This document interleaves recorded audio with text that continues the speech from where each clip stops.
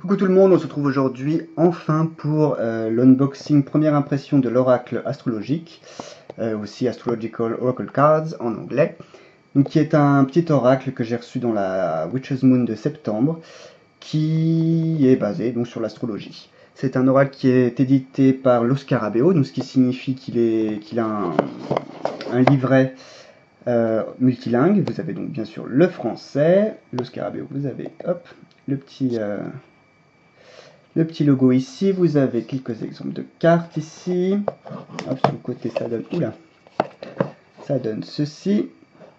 Les petites encoches, c'est une boîte qui est bien solide. En général, les boîtes avec Lo Scarabeo, il n'y a pas trop à être déçu. Et qui est donc un oracle qui a été fait par, alors attendez, j'arrive pas à lire, Lunaya Witherspoon et comment on dit, les images ont été faites par Antonella Castelli. Hop, voilà, pour les noms. Je suis en train de bousiller la lumière, mais c'est pas grave. Hop, de l'autre côté.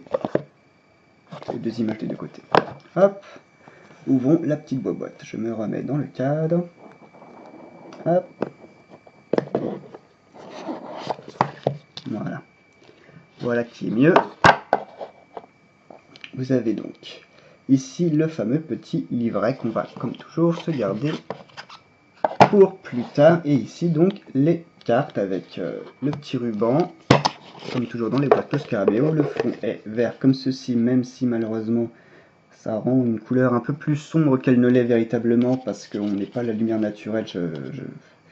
Voilà, je vous fais cette vidéo, on est le soir, je le fais quand j'ai le temps, donc hop, voilà. Hop, on va mettre, attendez. Voilà. L'espace est réduit du coup, je suis pas dans le sens habituel. Et voici les cartes. Donc le dos est comme ceci. Voilà.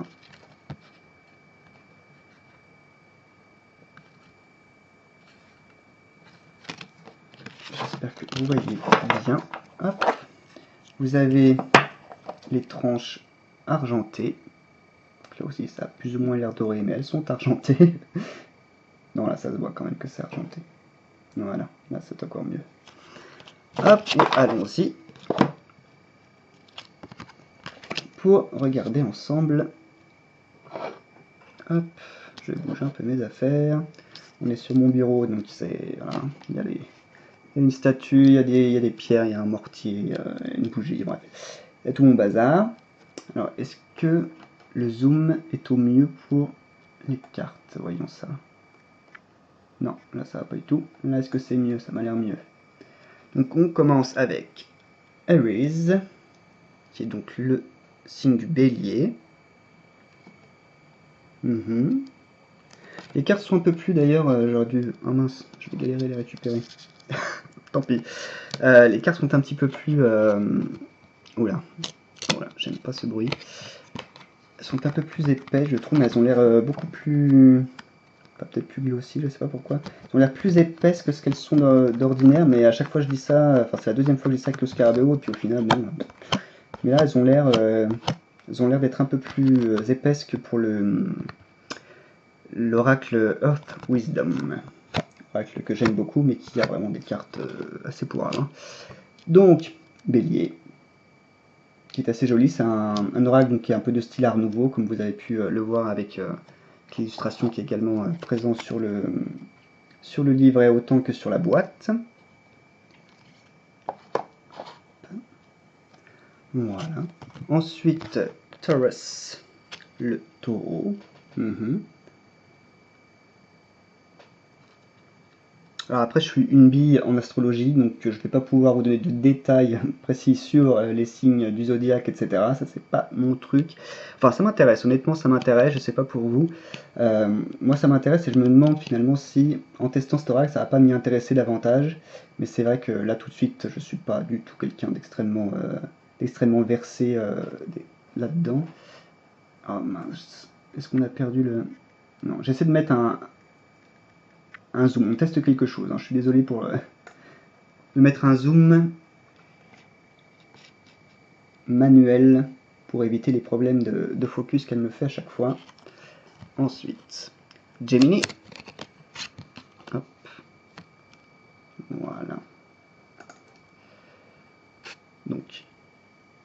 les Gémeaux. Peut-être devrais vous faire un petit... Je vous les mets comme ça d'abord. Voilà. Qui sont effectivement souvent représentés par des Gémeaux ou des jumelles. Je les trouve jolis.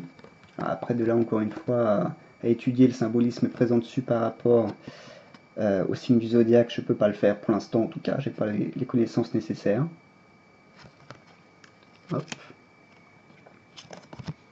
Dites-moi vous en commentaire si vous y connaissez en zodiaque, si oui ou non c'est intéressant du point de vue de l'imagerie, des symboles qui sont représentés, etc. Cancer. Voilà. Très joli. Ça au moins on peut le lire. Enfin je peux le dire. Léo, donc le lion.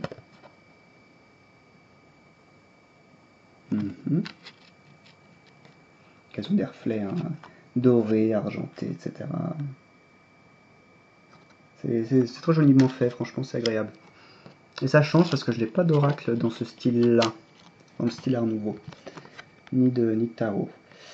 Virgo, la Vierge, enfin Vierge quoi. Voilà, j'espère que j'en oublie pas, parce qu'elles sont un peu collées. Libra, qui est la Balance. J'espère que vous n'avez pas le reflet, non ça a l'air d'aller.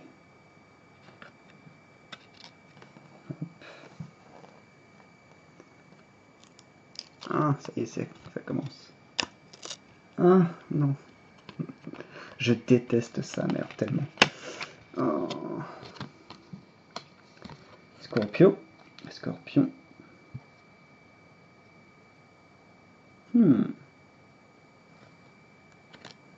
C'est bien qu'il y ait le rappel, je pense, dessus.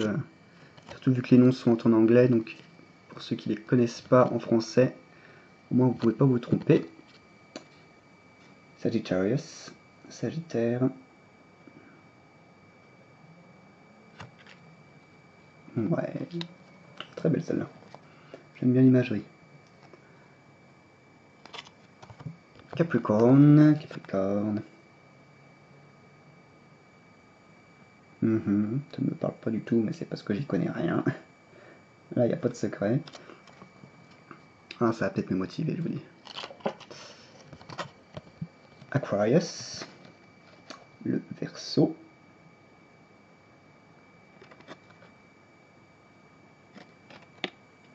J'aime bien cette image. Me rappelle une déesse. Pisces. Les poissons. Une sirène. Très jolie.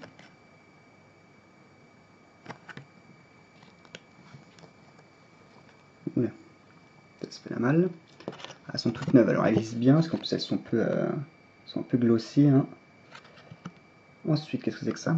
Sol, donc le soleil. Parce que vous avez les astres également, il n'y a pas que les signes astrologiques. D'accord. Sol qui fait référence bon, à la divinité du Sol Invictus, j'imagine. Luna, donc la déesse Luna. Déesse également romaine. Qui est sur la cover de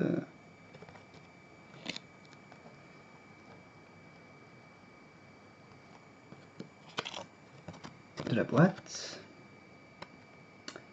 Mercurius. Mercurius, ils mettent un I. D'accord, c'est Hermès quoi, non? Il me semble. Pas dire de bêtises. Hein. Mercure. Ah, Vénus. Oula. Oh non, c'est pas vrai. Voilà, quand c'est comme ça, la petite technique, on y va doucement. Voilà. Et normalement, il ne devrait pas y avoir d'accident. Il n'y a pas eu d'accident, c'est parfait. Vénus.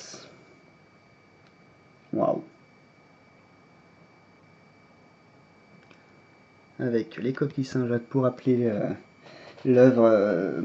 Mince, c'est quel peintre déjà? Botticelli, je pense. La représentation la plus connue de Vénus. Mars. Du Mars. Allez, laisse tranquille, Pénard. Hop. Et c'est reparti. Non. Jupiter. Notre cher Jupiter. Représenté avec un faucon.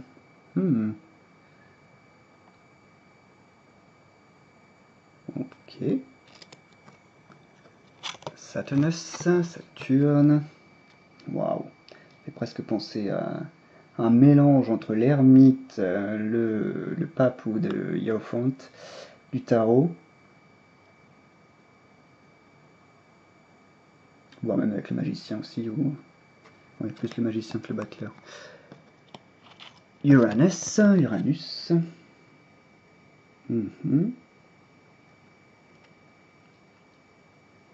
J'aime bien la teinte des couleurs. C'est vraiment agréable à regarder. Neptunus. Neptune.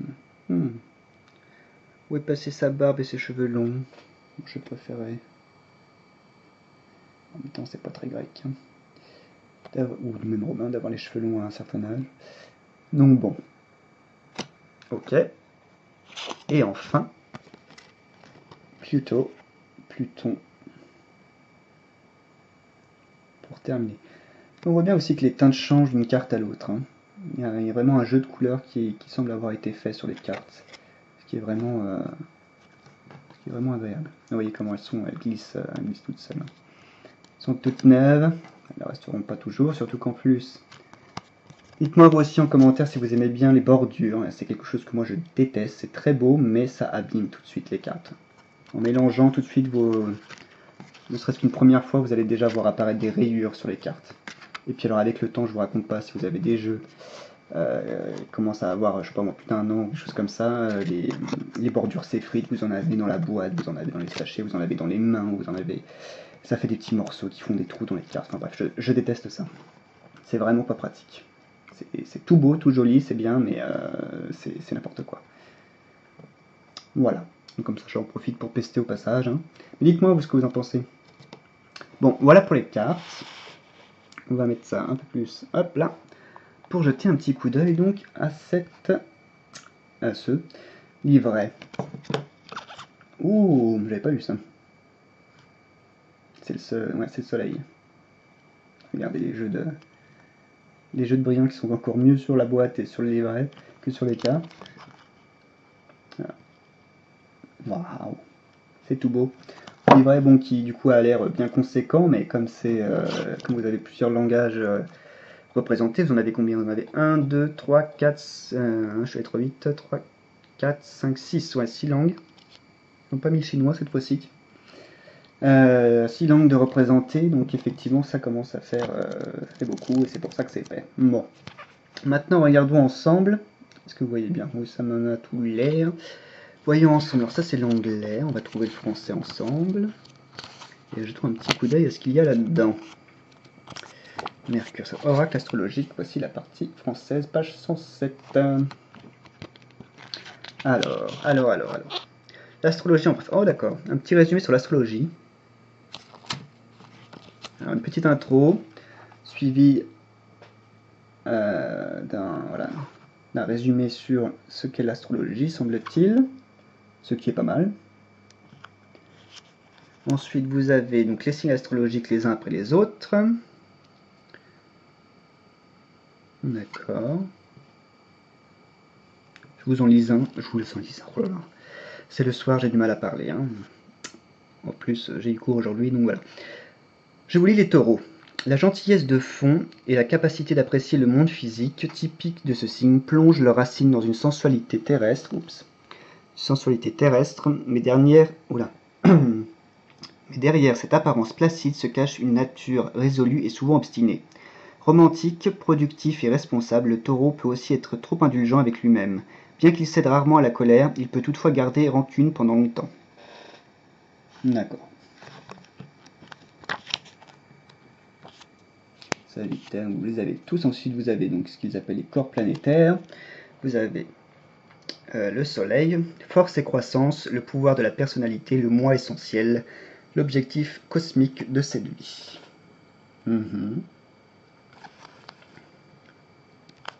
Ouais, je sens que je vais bien aimer cet oracle. Comment utiliser les cartes? Aussi la disposition et ça y est, c'est reparti. pourquoi il se met en veille alors que je suis en train de filmer? Oh. Voici la disposition des maisons d'une carte astrale. Ouh là, ça a l'air compliqué cette affaire. Hein. Ouais. Mais encore. Pour commencer le tirage, séparez les cartes signes astrologiques de celles des planètes. D'accord.